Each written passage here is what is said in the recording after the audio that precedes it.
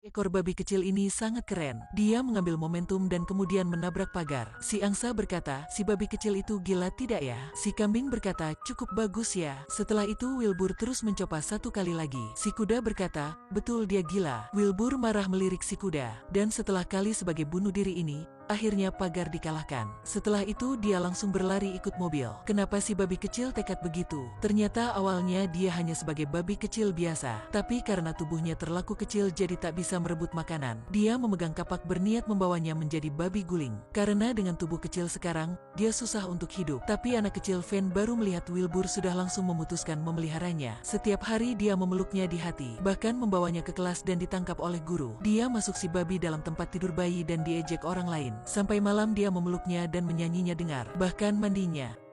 Tapi ayahnya berkata, babi sekarang sudah besar, tak cocok untuk dipelihara di rumah. Ibunya menyarankan kirim si babi ke kebun tetangga. Ketika sampai kebun, tetangga Wilbur adalah kambing, kuda dan angsa. Melihat pemilik pergi dan dirinya tidak bisa, jadi dia baru memecahkan pagar. Setelah dilepaskan tidak melihat pemilik, dia digoda oleh makanan untuk babi dari tuan kebun. Si babi Wilbur sedang makan makanan tidak tahu, masa depan dia akan menjadi sosis. Kemudian, gadis Van terkadang mengunjunginya. Tapi frekuensi semakin sedikit, dia melihat bis sedang hilang dalam hujan. Dan kembali berniat mengundang angsa dan kuda sama main. Tapi tak ada siapa ingin pedulinya. Tapi dia juga tidak peduli dan berlari keluar. Dia main di bawah hujan, dan kotor seluruh tubuh. Si kuda sombong berkata, si gila. Para hewan lain juga menuju. Sampai malam dia sangat rindu pemiliknya. Dia mimpi sampai rasa tidur di samping Van.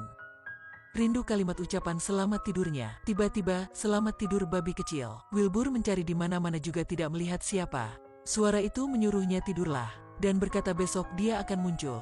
Pak besok, Wilbur tanya semuanya siapa berkata samanya. Tapi tak ada siapa mengakui. Waktu itu, seekor laba-laba muncul. Melihat penampilan itulah laba-laba betani. Si kuda baru lihat langsung marah. Dia juga sangat benci serangga. Para yang lain juga cepat mundur. Mereka berpikir, jika yang itu jatuh pada tubuhnya akan sangat kesal. Hanya babi Wilbur masih berdiri sana berbicara. Waktu itu seekor lalat terjebak. Laba-laba datang dan menggunakan tangannya berguling maju mundur. Lalat kecil menjadi sebuah bola. Babi kecil Wilbur bertanya apakah kakak ingin makan lalat kan? Tapi dia jawab dia hanya mengisap darah saja. Si kuda dengar itu langsung pingsan. Kakak laba-laba mendekati dan berkata bahwa jika dia tidak menangkap lalat, mungkin keluarga lalat akan menempati planet ini. Sikap ramah Wilbur membuat laba-laba senang. Laba-laba ingin berteman samanya. Karena keduanya adalah orang sendirian. Jadi akhirnya ada yang ingin berteman samanya. Laba-laba memperkenalkan Wilbur namanya Charlotte. Ada teman baru, Wilbur senang sekali. Angsa berpikir dia terkena apa. Tapi Wilbur berkata dia ada teman baru. Laba-laba, juga boleh. Tikus datang berkata, Mas, kamu memilih teman lebih jelek daripadaku. Tapi Wilbur tidak mengerti. Dia merasa temannya membuat jejaring sangat indah. Lagi pula pinggul langsing kaki panjang.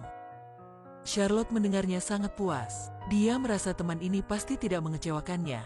Waktu berlalu, Charlotte masih rajin merajut jaring laba-laba. Angsa juga melahirkan banyak angsa kecil. Tapi ada satu-satunya telur tidak menetas. Tikus melihat itu dengan diam mencurinya. Suatu hari, seorang bocah ke kandang. Menggunakan trisula membuat car telur terjatuh. Setelah itu menguncinya dalam gelas. Wilbur langsung gigit sepatunya untuk menyelamatkan car telur. Tapi si tikus baru makan telur angsa berkata, gimana pun kamu juga tidak hidup lewat hari Natal. Wilbur bingung. Ternyata musim dingin datang. Si babi kecil akan dibawa ke pabrik sosis dan memproduksi menjadi makanan enak manusia. Wilbur takut tanya Charlotte apakah itu benar. Dia tampak runtuh. Dia ingin hidup, dia ingin melihat salju. Charlotte berkata tenanglah, dia akan menyelamatkannya dan berkata yakin memegang janji. Tapi Wilbur masih putus asa dan pergi karena dia berpikir Charlotte tak bisa membantunya. Sampai malam Charlotte dengan gila merajut jaring laba-laba. Dia memotong jaring lama dan mulai membuat jaring baru. Hari berikutnya, tuan kebun terkejut. Banyak orang juga datang. Ternyata Charlotte memperbaiki jaring menjadi huruf. Berarti, si babi istimewa. Semuanya bergosip cepat dan datang sini. Dalam sekejap mata, Wilbur menjadi si babi terkenal dan menjadi tokoh yang disongkong oleh perusahaan media. Melihat kamera di sekitarnya, dia membingungkan. Charlotte di atas mengingatnya senyumlah. Dan dia ikut. Pasti semuanya tepuk tangan. Setelah itu binatang lain juga ubah pikiran tentang Charlotte. Tapi hanya beberapa minggu lagi kabarnya tenggelam. Hal tentang Wilbur perlahan-lahan terlupakan. Untuk hindari Wilbur menjadi sosis, Charlotte harus merajut tambah jaring. Tapi mereka adalah manusia, jadi tak bisa mencari huruf baru. Suatu hari si tikus membahayakan nyawanya membocor koran. Burung Raja Wali terbang di langit. Untungnya si tikus aman kembali. Suatu hari, wartawan ramai di kebun. Jaring kali ini menulis babi hebat. Anggota-anggota di kebun semakin berdamai. Babi kecil ini bahkan tahu akrobatis. Hari berikutnya, ada orang mandi untuk Wilbur. Bahkan si tikus juga menikmati. Ternyata mereka ingin mengantarnya ke pameran. Tuan kebun berkata jika kalah, akan membawanya ke pabrik sosis untuk ganti rugi. Mendengar itu Wilbur langsung pingsan. Charlotte juga jatuh dari atas. Seorang pria membawa ember air datang dan sekarang cara satu-satunya untuk Wilbur terus hidup adalah menang. Pameran sangat ramai. Charlotte ke dinding untuk melihat lawan Wilbur. Itulah seekor babi berat hampir 100 kg. Hanya lihat penampilan sudah tahu Wilbur yakin kalah. Malam itu si tikus sekali lagi mendapat kabar. Dan sekali lagi melarikan diri dua burung Raja Wali. Jaring misterius sekali lagi muncul. Di sana menulis, babi rendah hati. Setelah tulisan itu muncul, Wilbur segera menjadi pemenang. Akhirnya penyelenggara membawanya mendali. Tuan kebun waktu itu menyadari kemunculan babi kecil Wilbur sudah membuat kehidupan di kebun lebih baik. Dia bahkan memujinya adalah si babi luar biasa. Charlotte akhirnya menyelesaikan janjiannya. Dia sudah bisa menjaga nyawa Wilbur dan sudah selesaikan mahakaryanya. Charlotte menggunakan jaring membungkus telurnya. Dia sudah selesaikan misinya. Wilbur melihat itu sangat sakit hati.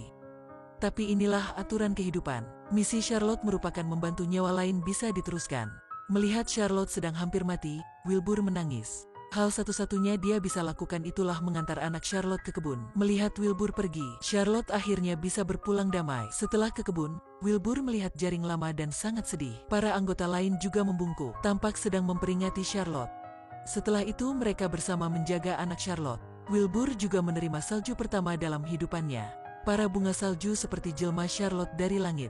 Para anak Charlotte juga sudah besar dan memutuskan kemana-mana di dunia untuk memanfaatkan untuk hidupan. Para anggota di kebun juga tidak benci laba-laba lagi. Bahkan si kuda sombong juga berkata laba-laba baik, dan laba-laba adalah temannya. Tiba-tiba Wilbur angkat kepala dan melihat 3 jaring. Ternyata ada 3 laba-laba kecil tetap di sini. Mereka sebagai ibunya suka Wilbur dan juga ingin menjadi teman samanya. Dan persahabatan babi kecil sama laba-laba meneruskan.